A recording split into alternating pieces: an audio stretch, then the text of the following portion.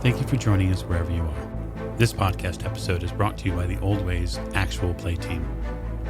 This actual play uses the 7th edition Call of Cthulhu tabletop role-playing game rules by Chaosium. This actual play is performed by adults and in an adult setting. While we try very hard to stick to languages for all ages, listeners should know that this podcast may include mature themes. All content, including names, places, events, companies, and etc., that may bear resemblance to entities living or dead, is strictly coincidental. My name is Michael Dent, and for tonight's game, I will be your keeper. Thank you for joining us again on another episode of the Old Ways podcast. I'm your keeper, Keeper Michael, and we return to Masks of Nyarlathotep as we move on a train towards perhaps a destination a little bit warmer. So I want to start the show by thanking all of our Patreon supporters for their continued support through our many games. We are having you along for the ride has been wonderful fun, and I think you're all the best, especially you. Yes, you're the best. Oh, I won't clarify that either, so you can all be the best. Before we get the session started, I want to do introductions. So to my right. This is Tiffany, and I play Maeve O'Shea, and we're still on a train. Amazingly so, yes. It's been one train, long-ish train ride after another, it seems. To her right. This is Morgan. I play Lillian Lane, and I have no idea what's been going on. No, but you've had something going on yourself, it seems. We'll maybe get to that. At the end of the table. This is Jake. I'll be playing Jack Doyle, and I had quite a dream or something. Yeah, I think both could be true. It could be a dream or it could have been something, right? And at the end of the table.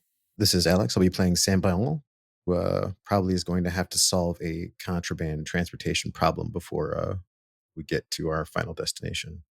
Oh, yeah. No, that's more than likely true. So we raised the curtain tonight on the Orient Express. It is just a little bit before 5, and the porters have begun coming around to kind of rouse some of the napping and dozing members that are continuing their work and their time on the train. That they'll be coming into Venice relatively shortly. So you're all a little bit sleepy. Perhaps it's the emotional or physical exertion. Jack, perhaps it's the continued recovery from the gunshot wound in Paris. But you all begin to kind of come out of it as these little bells and chimes and certain casual door knocks begin to happen on stateroom doors to advise that you'll be pulling into Venice soon.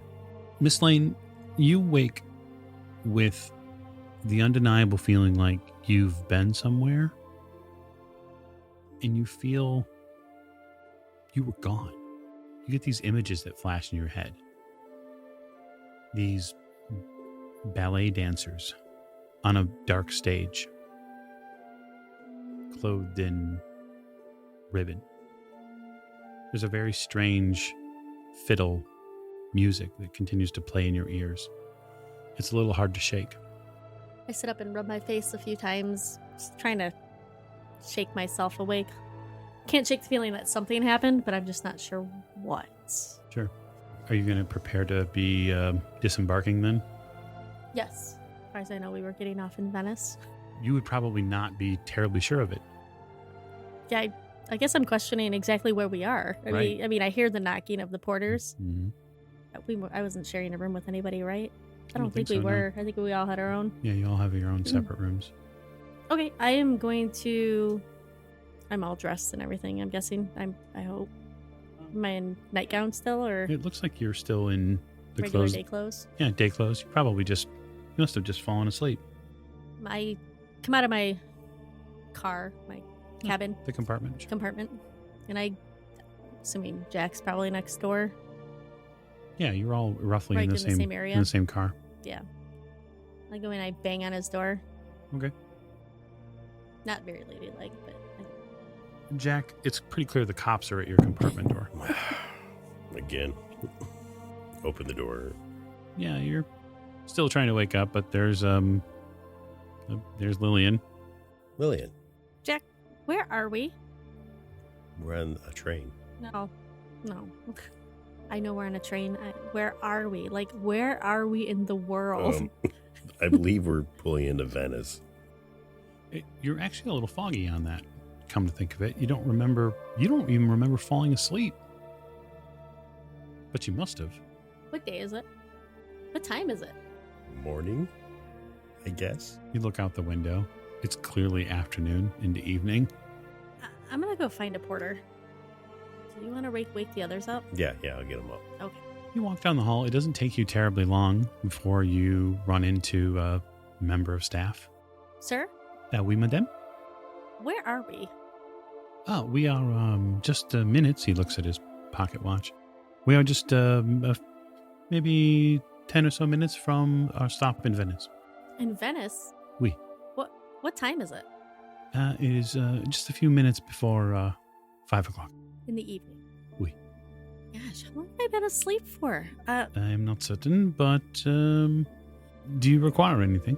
I require to hurry up and get moving. I thank you for the information. Of course. I turn around and kind of rush back. You rush back, but by this time, Jack's probably left his compartment, and I suppose who were you waking first? Whoever nearest me, so I guess. Probably the doctor. Yeah, get him up. So Dr. Tottenbach tells you that he's just about dressed. He's going to get ready for whatever comes next, he says. He says, are we stopping here? Well, I think we had talked about taking a ship from Venice to Egypt. He seems to fire off a very few rapid affirmative German words and says that he'll be packed and ready. Good. Go get Maeve. Your stateroom's a couple doors down. Yeah, I was probably already getting my stuff together. Okay. If you knock on my door, I'll answer. Maeve, I believe we're pulling into Venice, and I think we're going to disembark here. Okay. I thought we talked about that. Yeah. Now, get Sam. Knock on Sam's door. Yeah. Yeah, I'll slide out of bed and kind of blurry-eyed open the door. Yeah, you too, Sam, do not remember falling asleep. No, I don't. It's really bothering me. And did we all sleep? That's what I say when he opens the door. Were we all sleeping? Wow. I kind of rub my head and I guess I have no idea what's happening. Where the hell are we? Venice, I think. And if we're in Venice, we want to disembark here so we can catch a ship.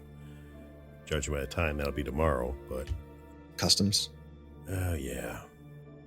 You won't face customs getting off the train because you already faced customs getting into Italy.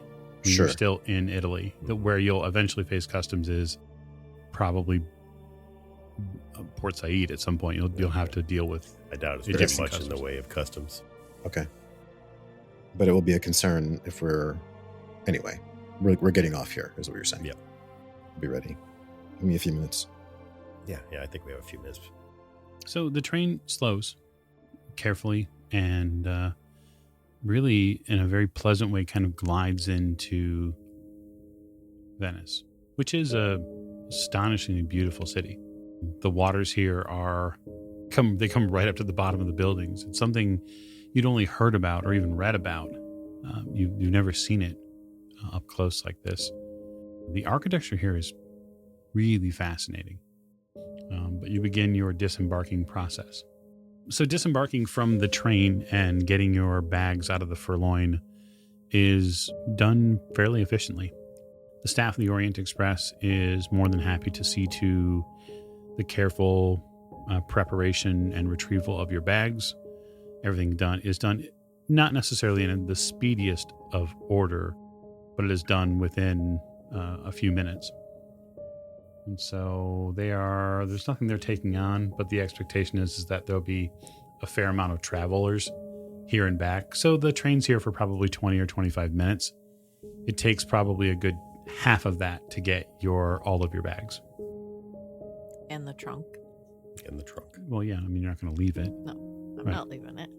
So you get your collected things and you are in the train station in Venice. Well, I guess we better find lodgings. Indeed. Do we know what port we're taking out of here? And what ships may be heading our way?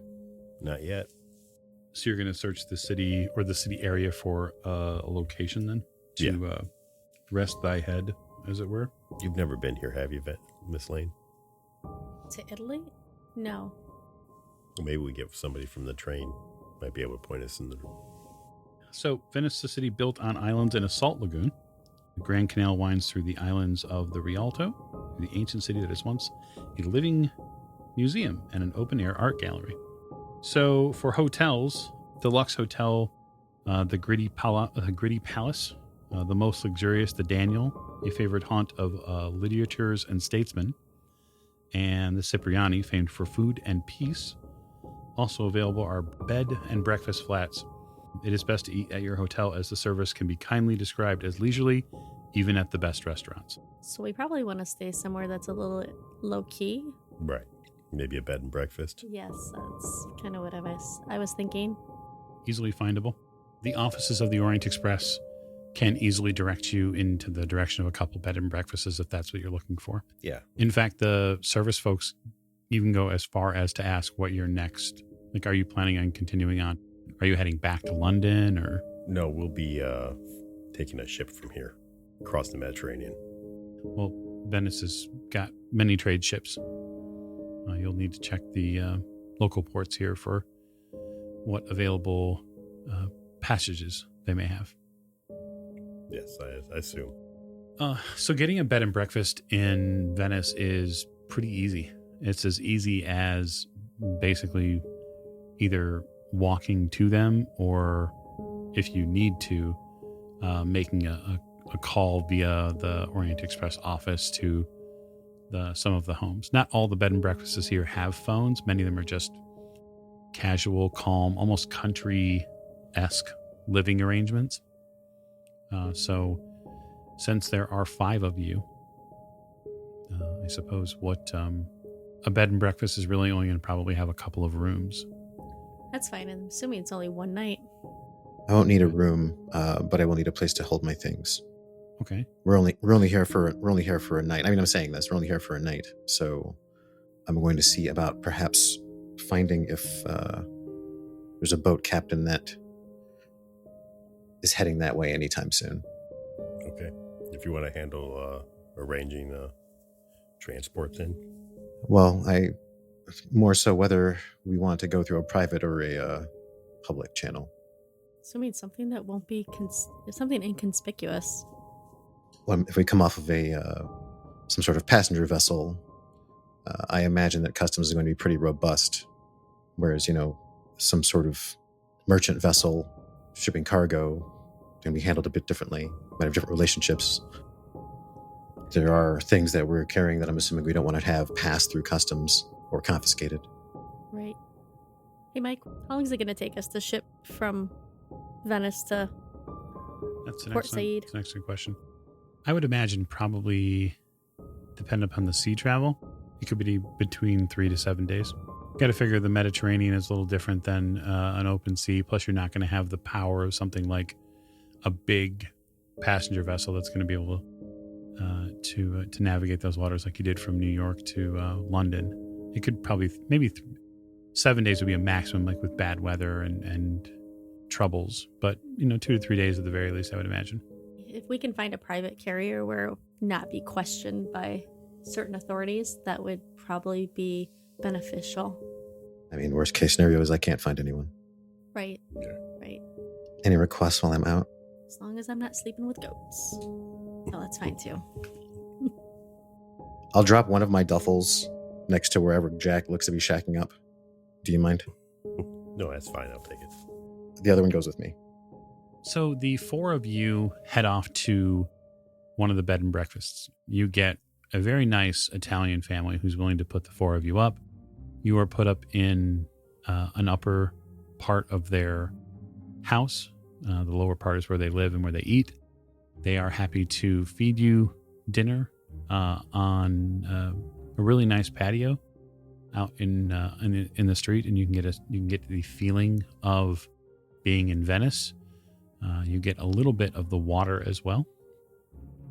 And in general, unless you're, causing a stir, the family is nice enough to either leave you alone or to entertain you with all sorts of strange and fun tales from what it's like living in Venice. Oh, it sounds like a nice time. Yeah. If you're amiable to it, they are more than generous with wine. Yes. And they definitely do their best to show their guests a good time. I do have one question, though. That night, as we will get to Sam's foray into the port in a minute. That night, are the three of you who are at and available at the bed and breakfast, are you going over anything as far as preparatory notes for arriving in Egypt, or are you going your separate ways? No, we should probably try to start planning what we're going to do once we get to Egypt. It's getting close now. Yeah, I want to look at the itinerary, the Carlisle itinerary. Okay. So that we can start planning like areas we want to investigate first. As you kind of look it over, Miss O'Shea, this is a letter from Warren Bessert to Roger Carlisle. Looks like his lawyer informed him they're seeking certain knowledge of this land and its distant past, and I believe I can aid you in this regard.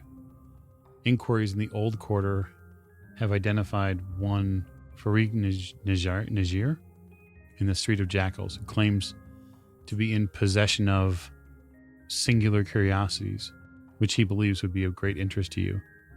He is prepared to part with these items if a suitable price can be agreed upon, and I shall endeavor to make sure that matters are arranged to your satisfaction. Yours, M. Warren Bessert.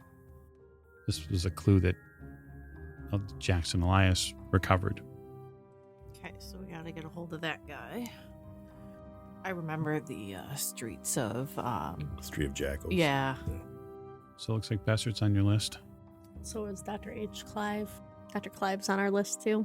Dr. Clive, yes, because you found a specific note from him to Edward Gavigan that they were doing some digging there on the Giza Plateau. Just because Gavigan's dead and his cult members that were there, that doesn't mean his whole thing is, Well, we know at least one of the leaders escaped.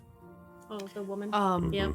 This one article also says that Carlisle in July had suffered sunstroke, so he was unavailable for comment. Right. You mull those clues over and enjoy the wine. So, Sam, for your part, Venice is, well, quite frankly, it's a bit of a minefield. You're not fluent in any ways in Italian. Nope. And so most of the side conversation that happens here in this portion of town of the port is done mostly in Italian. You do hear quite a bit of French, and there is some English that's spoken here, but the primary language here is Italian for sure. It's probably a 90-10 split between that and other. Okay. So what I'm hoping to do is, instead of having to, since I can't do a lot of talking investigation, I can't really do a bunch of asking around. I think I'm going to kind of use myself as bait, and create a mark persona. I'm sure there's plenty of places to shop, right? This is like a visitor center. This is where people are getting off, like tourists and whatnot. Yeah, there's less tourism here and more probably commercial shipping. Okay. But that's not to say that there aren't shops that are, that don't cater to idiots getting off boats. Yeah, I just need to. I would need to find some place to get. I'm going for posh manservant. I just need clothing. It's not hard at all. I mean, Venice as an art city is going to have a ton of clothiers. So I get myself a nice, overdressed, somewhat gaudy, expensive looking outfit. Mhm. and finding, I guess, the ports, like the merchant ports, or the non. I don't know how big a travel center this is. I mean, I'm just kind of speculating. Like the port of exit. How far is it from like the train yard or the train depot? It's actually a bit of a ways, Sure. Okay. mostly because the train is going to have the station itself is going to have to be on much firmer ground. Sure. Like miles. Mm-hmm. Okay. Then yeah, I get myself a nice set of clothes and I will make my way toward the docks. So they have some pretty fantastic looking buildings here at the port. You actually see your first proper minaret tower. Oh, that's awfully pretty. It's kind of sort of Italian, and it's also kind of sort of Arabic. It's a little bit odd, but she's quite beautiful. And the alabaster white stone that the building is made out of shines even in the evening twilight. The Mediterranean waters. How portable is a camera in 1925?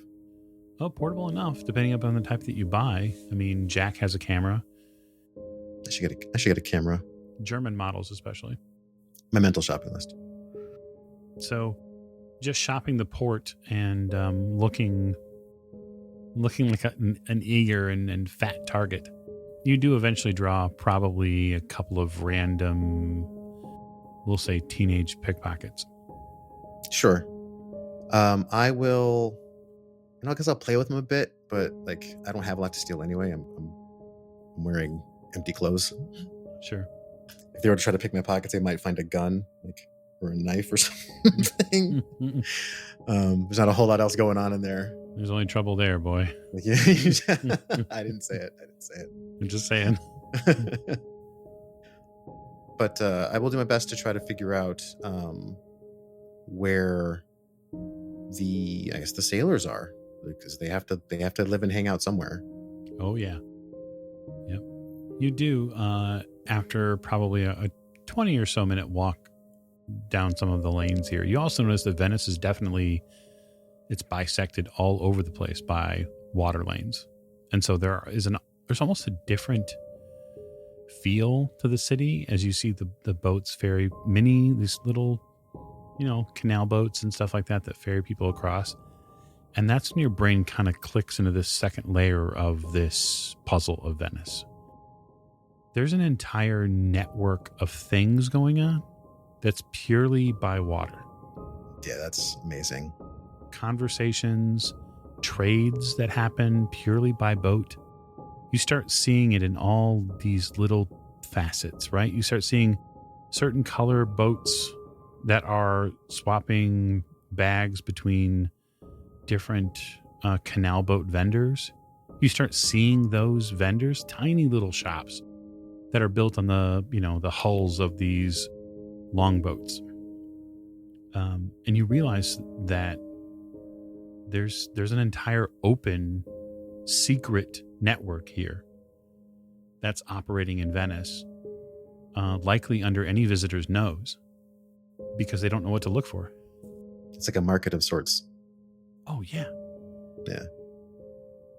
That's fun. Okay, good. Then I'm in the right place. I keep heading toward the Med. Okay. Yeah, I mean, it doesn't take you too long. Eventually the streets narrow and you eventually get towards some of the slips, and then you start seeing bars, and you see definitive people who live and work on the Mediterranean. Okay. I will. What time of day is it? It's evening. Yeah, it's probably closer to 7. Okay. I will probably walk the ship line for a while, and watch the bars from a bit of a distance and try to get a feel for what I think happens in each one, kind of what's their flavor. Like, if there's just fighting going on over there, I don't need to bother right now. If these chaps are a bit more low key, I look for where the transactions are happening. Like, there's all this traffic coming in from the Med, and all these ships have to be depositing things using the canals, right? So any one of these places could be an entry point to that particular network. So I look for those while I just kind of walk the ship line and see what these people are doing. Yeah, you get kind of caught up in one of these cafes. So it seems to bill itself as this kind of corner cafe here on one of these edges of the streets that eventually can basically dump into the Mediterranean, as many of Venice's streets do. And it looks like it gets a fair amount of local attention. The place is mostly sleepy. Like it almost is like the waitstaff here just doesn't care. They just kind of get to things when they get to things. And that also seems to be the way the patrons are as well. They just kind of sort of get to things when they get to things. But why don't you give me a spot hidden roll? Sure. Failure, this is 63 under 58. Okay. Any care for luck or pushing? Given that it's relatively easy to kind of fall in love with the rhythm of the place, I think when it comes to this cafe, I'm going to focus on the waitstaff and see who they gravitate toward, who seems to be kind of organizing this very slow dance that's going on here. The waitstaff would normally in such an area likely kind of they would point you back towards the bar or the chef, as it were. And you think for the most part that's the case. It looks like the person at the bar seems to be running most of what they're doing. It looks like, if you didn't know it any better, it looks like the waitstaff pay the bartender out of each table. The push was a hard success, by the way, 28 out of 58. Yep. So you notice that, but on top of it, what you notice is that there is a gentleman like at the back of the bar who is paid by the bartender. Okay. So whoever that person is, they're not only running the bartender, but they're also running all the wait staff. So I'm not going to bother them. I will make my way to the bar. All right. You make your way to the bar. It's, again, relatively calm. You'd almost say sleepy restaurant. There's probably half the tables in here are filled. The conversations are pleasant, but nothing above, say, a conversational tone. It seems like a relatively happy place, though. Okay. I will, kind of peacock strut a bit through the place, plant myself at the bar. Okay. Yeah, the bartender makes his way over in Sure. Just after a few moments. I'm just hanging out. I'm just kind of smiling and chewing the scenery. He says, bonjour. Hello, do you English? Can you speak English? Yes, I speak English. If you don't mind. I would really appreciate a cup of your best espresso and a moment of your time when you get back. He seems to cock an eyebrow at you a little bit, like I smile real big again. he turns and he starts working through the coffee. Sure. I go back to doing nothing. Yeah, I mean, as far as the scenery goes here, you can tell from this position looking out why someone might want to frequent this place. Because it sits on a corner and both of them are kind of open air, you get a really nice 160 or so degree view of what's going on here. And so if you're back here, and if you were maybe back a little bit further in the restaurant, you'd be able to see the med, 4 or 5 different slips, and then everything in front of you as far as the restaurant goes. And the perfect place to do that would be back where that guy is sitting back there. Your coffee returns. Here you are, sir. Thank you. And yeah, I just had a question. I'm a little new to the area, here with a few people that are collectors of sorts, very private types. Hmm. Looking to secure some passage, and I was just wondering if Maybe you knew some sailors that came through here, boat captains, or someone who could help me figure out who I should talk to make my way to Egypt. Egypt? Well, I'm sure a well-dressed gentleman like you should no problem finding a ship that could take you at the port. Well, you see, like I said, the collectors, I will fish a couple of, at this point I just have pounds out of my pocket. And I will indicate to them as if they're okay, or am I pissing this person off? Okay, you fish them out. I will pay for my coffee with, it would be like 10 times the equivalent, 20 times the equivalent. Sterling, yes. Put a few pounds sterling on the table, and he collects it, obviously, but also seems to nod in some sort of appreciative way. There are many ship captains that frequent these waters. The Mediterranean is full of life and choices. And I'm guessing he knows which one I should be talking to.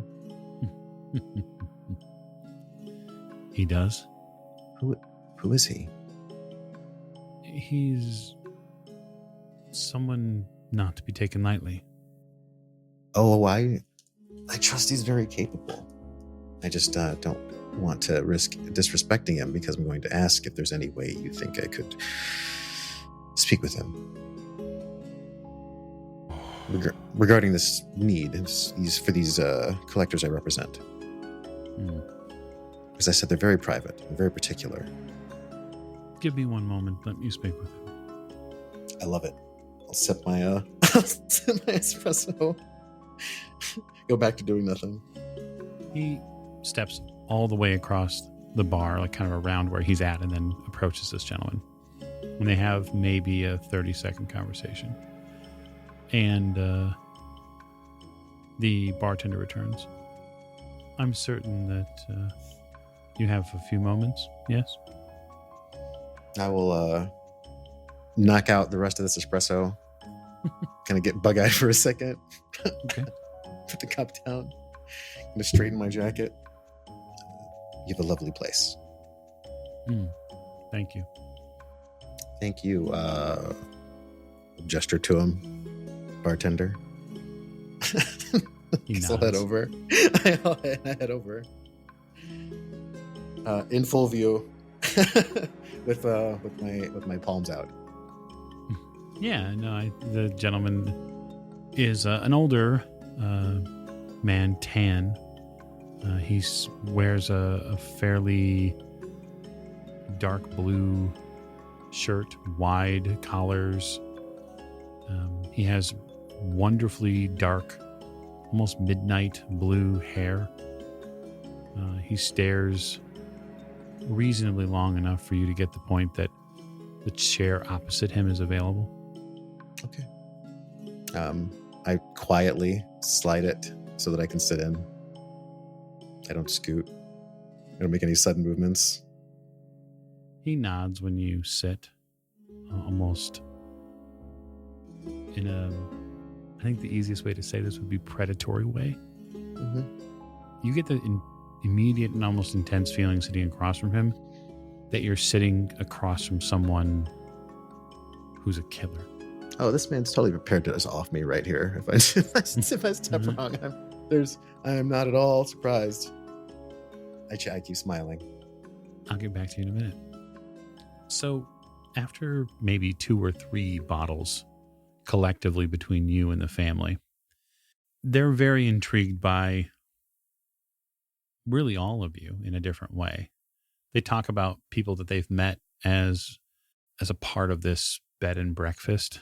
They want to know more about you. My question is during the dinner portion of what they treat you to, which is a real like old school Italian family dinner where like no one walks away. Everybody has to be rolled out of their chair.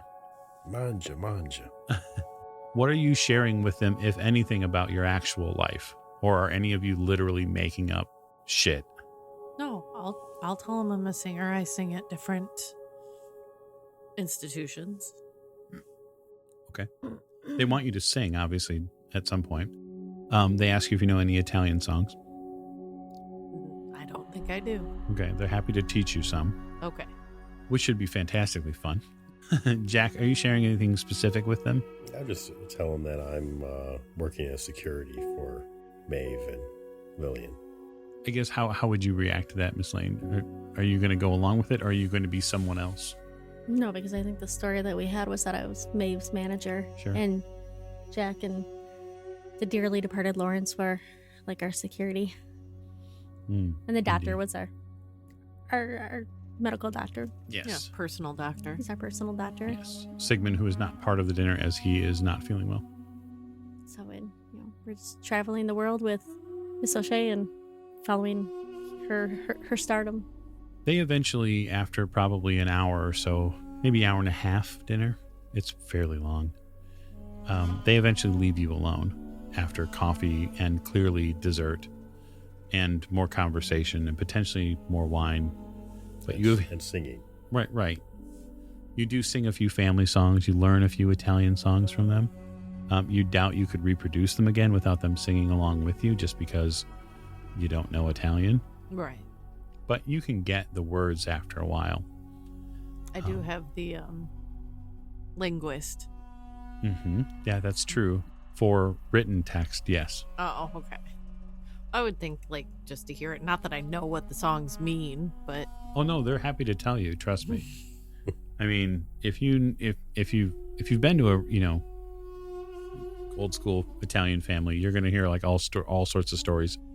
It's probably likely as they serve the meal because it's outside because of the weather is so nice at night there.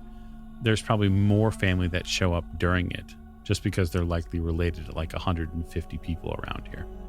But beyond all of that, as the evening kind of turns a little later, the three of you have opportunities to go over the additional clues you might have or where you want to start next when you get to Egypt. So any thoughts on that? Well, it looks like we don't have any clues, Port Said or anywhere, until we get to Cairo. So as soon as we get to Port Said, we're going to have to take a train or... well, even in Cairo, there isn't too much except for the one Warren Bessert. Otherwise, we can go to Nairobi because they had dinner with Mr. Royston Whittington in Collingswood House, so we could check out that place. Also, The Victoria Bar. yeah, I have that down here, the Victoria Bar. Nails. Yeah, Nelson. because Nails was the one that said that Jack Brady was still alive and spotted in Hong Kong. Otherwise, there's a bunch of places in Kenya as well. That's when they start talking about. That's when Jackson starts talking about the cult of the Bloody Tongue. They also reference the cult of the Black Wind.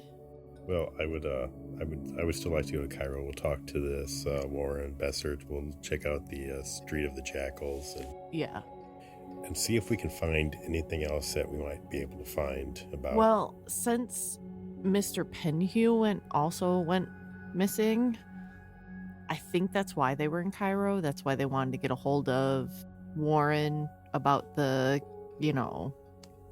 curiosities or the items that he had. Right, yeah. But I'd also like to see if we can find out where this dig was and at least visit the dig site. Oh, for sure. Oh, also there's a Mr. Harvest that was the undersecretary who was speaking at the trial about the murders. That's also in Kenya. And then there's Roger Corden, who's the undersecretary. So who do we need to see in Cairo? Warren Bessert, find the Street of the Jackals, and see what any else we can go. We might want to stop by the museum. They might have had some contacts in there. And Miss O'Shea, you wouldn't probably know a ton about Egypt, but one of the things you would know would be about Ahmed al-Din Street. So Ahmed al-Din Street in Cairo is the theater district in Cairo, and it is basically it's one of the largest cultural areas for arts and theatrics and the burgeoning troupe entertainment district there. It has been for probably the better part of 20 years or so. And there is some fantastic work being done by several female leads. Okay. As a more personal note. Mm-hmm. Okay, so we're going to stop in Cairo and talk to Warren and Bessert. Yeah. Yeah, if we can track him down. And then off to Giza to talk to Dr. H. Clive. Or go see his dig at Mysternius. I know we're talking about whatnot. I'd like to go talk to the lady of the house. Mm-hmm. I'd like to clean out some of my trunk and make way for clothes that are more appropriate for Egypt. Because I brought a crap ton of dresses. Yeah, she's to the lady of the house. She's happy to take them off your hands. She won't be able to replace them with pants, you understand. It's fine. I'm going to go find a shop in the morning. Sam, sitting across from what is likely a very well-worn member of the Italian underworld, he introduces himself as Luca, and he doesn't give you a last name. He doesn't give you a proper full introduction. He just tells you that that's what his name is. And then with this really predatory, as I said, smile, he asks you what your needs are. As I understand, you are a man who can grant wishes of sorts.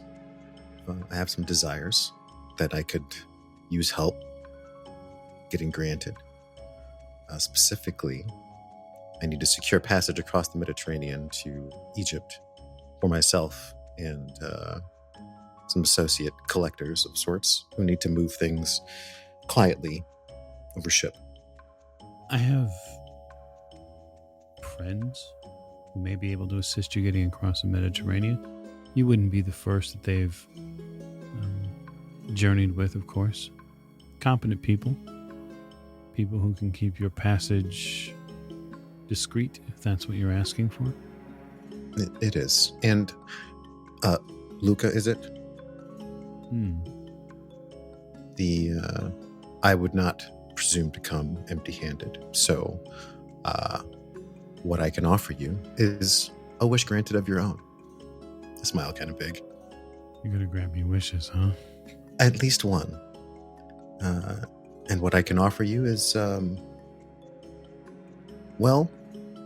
consider what you might ask a man to do that would be worth such a thing, so that there's no black in my margins. Something worth it to you. And I'll execute it. Very well. Worst case scenario is I fail and you're out nothing. I have something you could do for me. You said you're going to Port Said? Yes, I believe so. You'll travel south then to Cairo, I imagine. At least for me, you will. He tucks his hand into his pocket. I tense so hard. It's like every muscle in my body is like, oh my God, it's going to kill me. You see him take out a piece of white paper. He produces a pen and writes something in English on it. Flips it over and passes it over on the table. Keep this close to you. When you arrive in Cairo, go to this address. Whoever is inside this house, they must not see the morning. I pocket it. I would like to be very clear. This debt is mine to pay. The passengers that you are securing this vessel for are free and clear. I agree. A man's debts are his own. How will I get the details of this vessel? There is a slip not far from here. 2 canals over. You'll speak with a man named Roberto. He stands at the corner of a red building. I will put a bird in the air, let him know to listen for your whistle. Whistle him a nice tune, and he will give you the name of the ship captain you will go to. Nah, I'm just going to take it all in. It's really between like light music in the air, the heavy aroma of coffee, and a bit of the sweetness of desserts. Beyond that and the cigarette smoke, it's a little surreal. There's even just the gentle hum of a ceiling fan above your head. And the two of you share just an additional pause or heartbeat of movement as you've been very quickly folded into a world of murder for hire. Looking across the table, is Luca done with me? Yeah, absolutely. He seems to almost sit back a bit in his chair. I will respectfully get out of his line of sight. And did he say when to go find this Roberto? He didn't, but okay. You would imagine it's likely tomorrow morning. Okay. I will scout the building on my way back. Yeah, it looks like a port office. Like the red building itself looks like a place where people who bring items to market have to come first to pay tax. Since I'm not going to be sleeping, I'm just going to find a place to... I don't know if there's any late night cafes or places where I can hang out and wait for Roberto, because I need his information before I can really tell anything, before I can really give anything to the group. Okay. Yeah, you find a place to perch, basically. Yep. There are not all-night cafes, but there are cafes that can get you in touch with the right bars that stay open very late. Okay. I will haunt the area. Fair enough. So, Jack, a lot of the locals that you can see here from the balcony tend to go towards one very specific, it looks like, bar that's not but maybe a block from the bed and breakfast. After the food settles, probably after it gets on to about 9 or 10 o'clock or so, you can tell this place is staying open all night. There's also something else you've noticed in the area, and that is groups of young men who are dressed in black shirts that seem to be almost militant about the space and area that they possess. You're fairly familiar, at least by news story, with who Mussolini is. And you're also now fairly familiar that Mussolini has effectively taken over the country. And his presence is here as well in Venice. Yeah, you know what? I don't think I'll go out tonight. I think I'll stay home. Okay, that's fair. That said, noise from the bar does filter back up the streets. It does that for quite a while. Luckily, the four of you who are staying at the bed and breakfast have had a fairly impressive meal, and after a bit of, planning and commiseration, you're probably all actually ready to sleep. And so the evening arrives, and as does your sleep. Miss O'Shea, are you doing anything before you fall asleep? Yeah, I'm doing my devotional. Okay. And then investing, I would imagine? Yes. Just 20. Okay. So, Sam... I'm sorry, not 20. 10. Yeah, sorry. 10. You're a little extra tired. Oh, dreams. What do they do to you? Sam, you hang out all night, and you probably find a place not to necessarily sleep per se, but just try to relax and get a little energy back. Sure. And probably by 5, if not a little after, you see a kind of young-ish Italian kid arrive outside the building, and he kind of props himself up against the wall. He lights a smoke, and as soon as he is kind of halfway into that, you see one by one people start coming up to him. And they almost seem to be paying him some sort of respect. And at the distance, it's hard to see exactly what's happening, but your ears pick up coins. Okay. There's money moving. Yeah, if there were other people that seem to have been awaiting his arrival as well, I will wait for them to disperse. and I'll wait until his traffic calms down, I guess. He just got to work. Let the boy work. He's working hard. The trade house opens about a half an hour or so later. And as it does, more and more people begin flooding in. And a regular trade day begins here in Venice. And soon enough, it looks like he is trading coins for bills. And like dealing with all sorts of people. And it's not a mob of people by any means, but it's maybe one person every 1 or 2 people, maybe every 5 or 10 minutes. But it's consistent. He's doing lots of money changing then. Oh, yeah. Okay. I will take some of my pounds, my non-native currency, conveniently enough, and I will make my way over. Okay. Make me a spot hidden roll. Sure. 29 out of 58 is a hard success. Okay. 2 things you notice. 1, he is being watched. Okay. By somebody in the trade house and somebody outside of it. The second thing you notice is there is a younger boy who walks up to him and seems to pass him something, like a note. And in his left hand, the boy is carrying a pigeon. Okay. He passes him the note and then leaves, like, with the pigeon. Before eventually, like, releasing it into the air. I'll walk up whistling a jazz standard. Okay. You see him, you see this, who you assume is Roberto, look over at you. I smile at him. Oh. He seems to fold some of whatever he was holding in his right hand into his pocket. Some sort of paper. So, you're the one I'm looking for, huh? Please, can you switch these out? Of course. He quickly changes a couple of pounds sterling or whatever, however many you give him, into lira. And you feel the lira is a little weighted. Mm-hmm.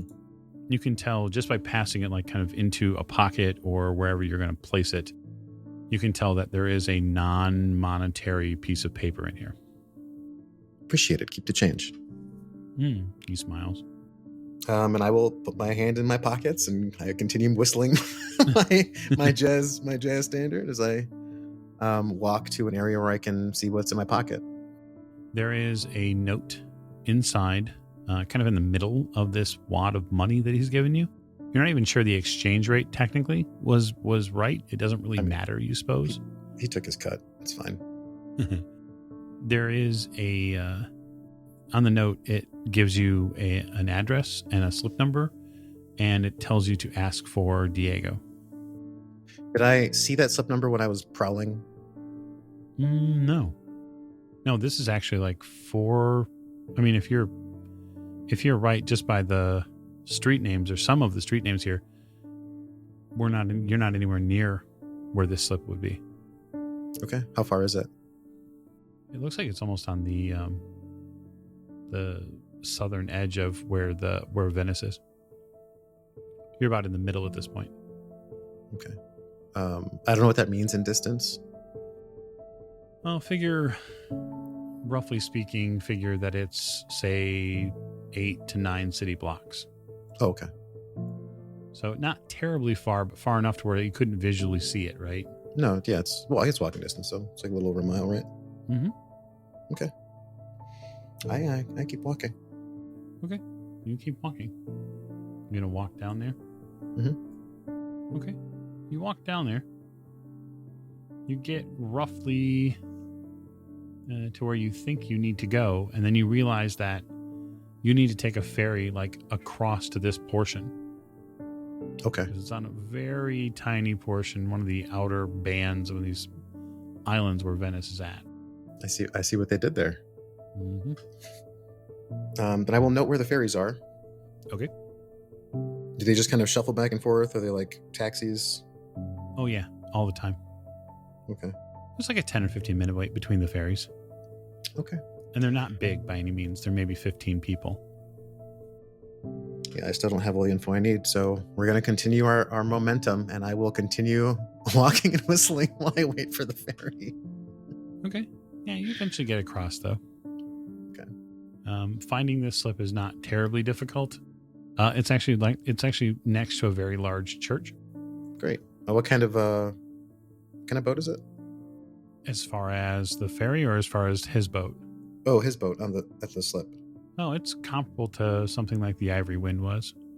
It's mostly a sailboat, but it has like an actual diesel engine. Mm-hmm. Does it look well tended? Like, is it a piece of shit? Sorry. Is it like falling apart? What a piece of junk. Yeah, right? Like, what am I thinking here? I've had a 5-star hotel, right? If I was going to say the Titanic too soon. God, no. No, this looks like a merchant Or has it not ship. happened yet? Okay. No, the Titanic has happened, yes.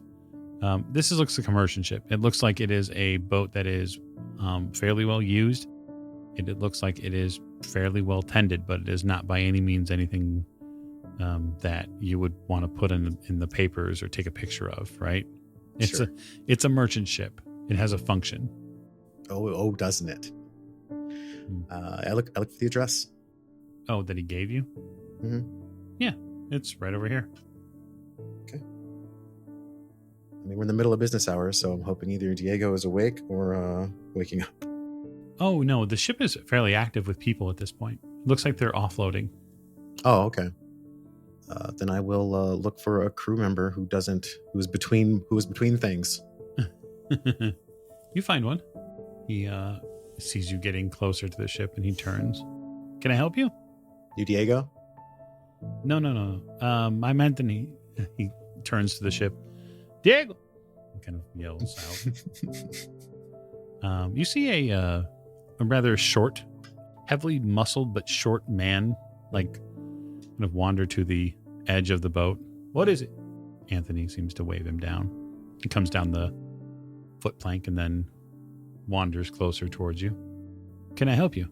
That's what I hear. I hear you're going to Egypt. I am now. Really? When? Well, now that I need to go there. He turns to Anthony. Why don't you get back to work? Anthony walks off. I understand you and some passengers need to get there. And our things, yes. In one piece and quietly. Not a problem. Wouldn't be the first time I've traveled there. I've been assured that you'll get the job done, so you come highly referred. Well, I'd better.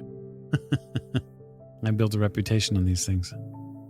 There will be 5 of us. Is there space aboard for...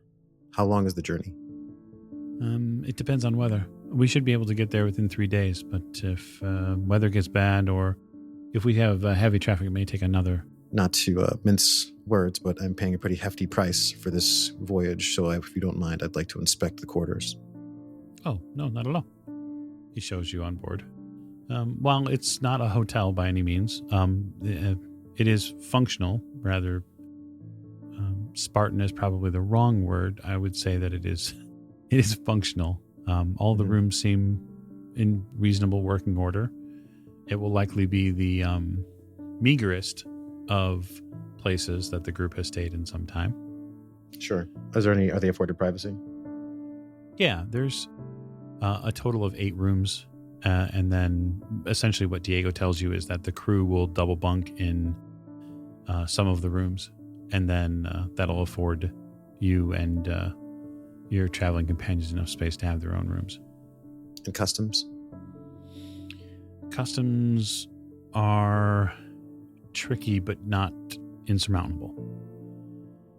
Much of what we do in getting our things into Egypt and out of them when we need to is through intermediaries at the port. I can make my